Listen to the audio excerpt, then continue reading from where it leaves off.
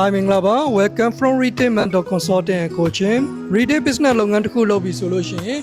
Virtual Merchandising ကိုလည်းမေ့ထားလို့မရပါဘူး Virtual Merchandising ကိုအလွယ်တကူနားလည်အောင်ပြောပြရမယ်ဆိုလို့ရှိရင်မိမိဆိုင်မှာရှောင်းချနေတဲ့ကုန်ပစ္စည်းတွေကို Customer တွေကိုပုံမဆွဲဆောင်ပြီးတော့မှဝယ်ယူခြင်းအောင်ခင်းကျင်းပြသထားတဲ့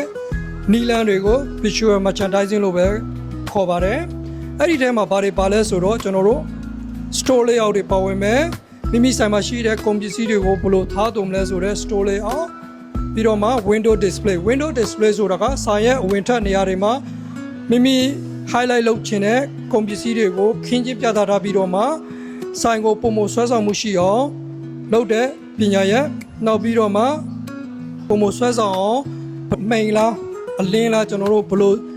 သုံးပြုမလဲဆိုတဲ့ store lighting ပါမယ်နောက်ပြီးတော့မှ color mix and match ဆိုတာကတော့မိမိဆိုင်ရဲ့store lighting နဲ့ပေါင်းစပ်ပြီးတော့မှဆိုင်ရဲ့ကုန်ပစ္စည်းတွေခင်းကျင်းပြသထားတဲ့ကုန်ပစ္စည်းတွေရဲ့ color အရောင်သွေးတွေနဲ့ပေါင်းစပ်ပြီးတော့မှဆွဲဆောင်မှုရှိတဲ့ဆိုင်တစ်ဆိုင်ဖြစ်အောင်ခင်းကျင်းပြသတဲ့ color mix and match နောက်ပြီးတော့မှကျွန်တော်တို့ဒီ signages ကုန်ပစ္စည်းတွေရဲ့ information ကြောင်းတွေပြပြထားတဲ့ signage တွေနောက်ဒီ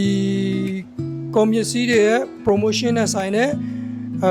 signage တွေဒါတွေပါဝင်မယ်နောက်ပြီးတော့မှ pricing တွေ price label shelving price တွေနောက်ပြီးတော့မှ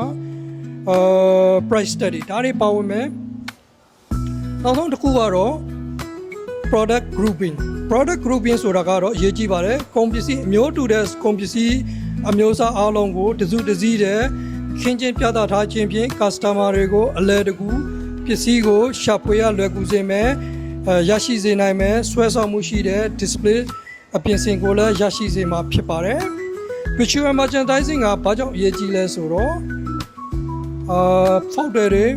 ကိုပုံမဆွဲဆောင်မှုရှိစေမယ်ဝယ်ယူမှုတွေပုံမတိုးတက်ကောင်းမွန်လာစေမယ် shopping experience ကိုလည်းကောင်းမွန်စေပြီးတော့မှမိမိဆိုင်ရဲ့ brand image ကိုလည်းပုံမတိုးတက်ကောင်းမွန်လာစေမှာဖြစ်တဲ့အတွက် Virtual Merchandising ကိုကျွန်တော်တို့မေ့ထားလို့မရပါဘူး